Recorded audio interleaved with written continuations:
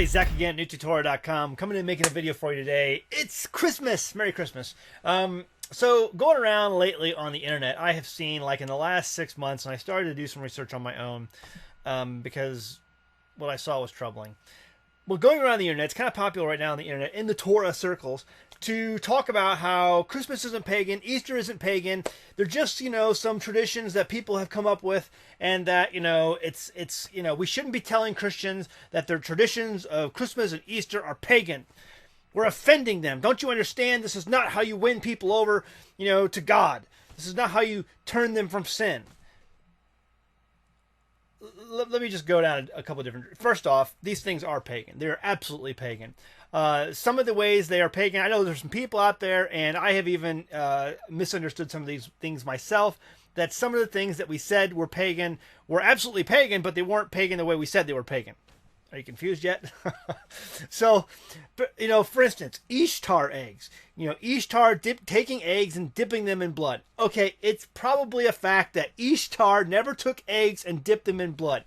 But you gotta be a complete moron to not see the symbolism in eggs being a fertility symbol. Folks, I just went on the Smithsonian Institute's website, and they have their archaeologists saying that the Egyptians used to hang eggs in their temples to pray for fertility from the River Nile.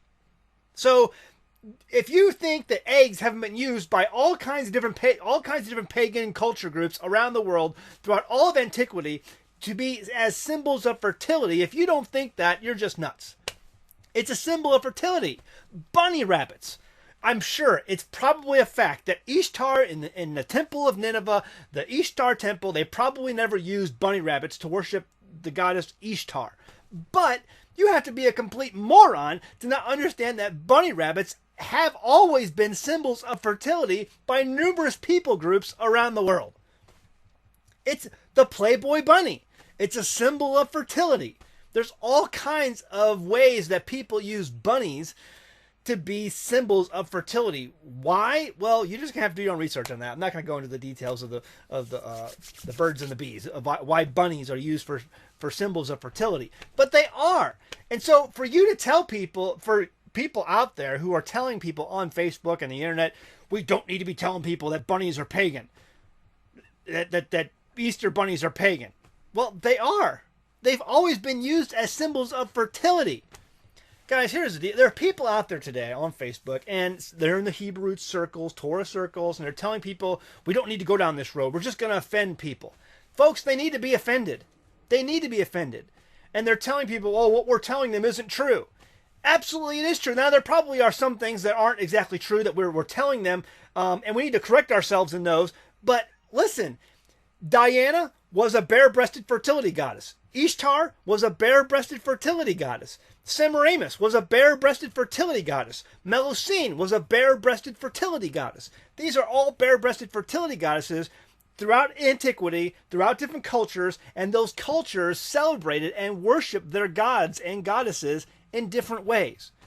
So just because you can't trace it back to Nineveh doesn't mean that it's untrue. This brings me back. It reminded me when I was researching this over the last couple months.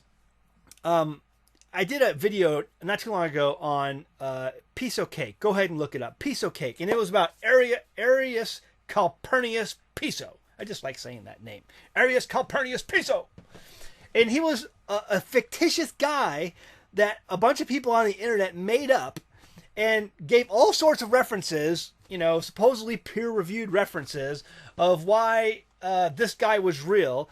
And the whole thing was that Arius Calpurnius Piso invented the New Testament. He invented Jesus. He was actually Titus who went in and conquered Jerusalem, and he actually invented Jesus, invented the whole story of the New Testament. It's all made up. It's all fake. And lots of people, even in the Hebrew roots and Torah, were falling for it. The problem is, there was no such thing as Arius Calpurnius Piso. If you go back and look it up, there's no papyrus, there's no transcript, there's no scroll, there's no actually work of antiquity that has the name Arius Calpurnius Piso. There were a couple of people in the Roman Senate who were, some aristocrats who were by the name of Piso, but they actually didn't exist. The guy Arius Calpurnius Piso didn't exist. And a number of people in academia were made aware of this, and because it's been gaining steam throughout the internet, which is, the internet's just a bunch of garbage sometimes. And And so they were looking at this, and they were like going back through they'd never heard, these people of academia had never heard of Arius Calpurnius Piso. But people were making their stuff look so good. And basically this was a bunch of atheists who were trying to discredit Christianity, and they made this up as a joke. And and they made it look real. They made all kinds of web pages and all kinds of videos on YouTube about Arius Calpurnius Piso and how he invented the New Testament, that thousands of people are falling for this stuff. And the guy never existed. It was just a joke made up by a bunch of probably college students. So where are we at today? Right now, the people are leaving the churches in droves because they open their Bible, they don't see anything about Christmas or Easter in there, and they're like, oh, Leviticus 23, these are the feasts we ought to be doing. And all this stuff, the fir tree and the bunny rabbits and the Easter eggs, this is all pagan. And some of these Hebrew roots Torah people out there are going, oh, no, don't use that tactic. We don't need to use that tactic with these people because you're going to turn them off. The reason they're doing that is because some people in Christianity, some of the scholars in Christianity are going out and they're writing all kinds of papers full of a bunch of garbage saying that these things aren't pagan, when absolutely history and antiquity proves that they are. So, we have made such ripples through Christianity at this point, folks, that Christians, scholars out there, somebody posted something about the CRI Institute. That's Hank Hanegraaff, okay? The Bible answer man. He's out there defending Christianity. Do you know he makes millions of dollars every year on Christmas merchandise? He has a vetted interest to make sure people keep celebrating Christmas. And guess what, Torah people? You're cutting into his bottom line. By telling people that this stuff is pagan and that it's not in the Bible, you're cutting into his bottom line. So Christianity right now is on a tear. Starting, last year we had Kirk Cameron's Saving Christmas. They've got to save Christmas because there's a lot of money at stake. So they're saving Christmas. They're writing all these articles and all this stuff about how this stuff really is in the Bible and how it really can be, related to the birth of our Messiah and blah, blah, blah. And this stuff really isn't pagan. This is stuff that was created by the early church fathers, God love them, and it's okay. And so a lot of Torah people are seeing this stuff, and really what I had a number of people email me because they see it the same way I see it. They're like, Zach, you know what this really is? You know what this really is? This is about not being offended. That's what this is really. The bottom line, folks, on all this is that people don't want to offend anybody. I don't want to hurt anybody's feelings. That's what this is about. I don't want to hurt your feelings. So let's just not tell them it's pagan. In fact, it's not really pagan. These Christian scholars over here, they said it's not pagan. So let's not talk about that. Let's just talk about the feast. We don't want to offend anybody. Folks, they need to be offended. I was offended. My father was offended. And it broke my heart to understand that I was partaking in these pagan practices that offended my father. He says, don't worship me like this. Don't bow down to these things. I don't care who you are, but when you get up on Christmas morning and you put your knees on the floor to reach under the tree to get a present, you're bowing down to that fir tree.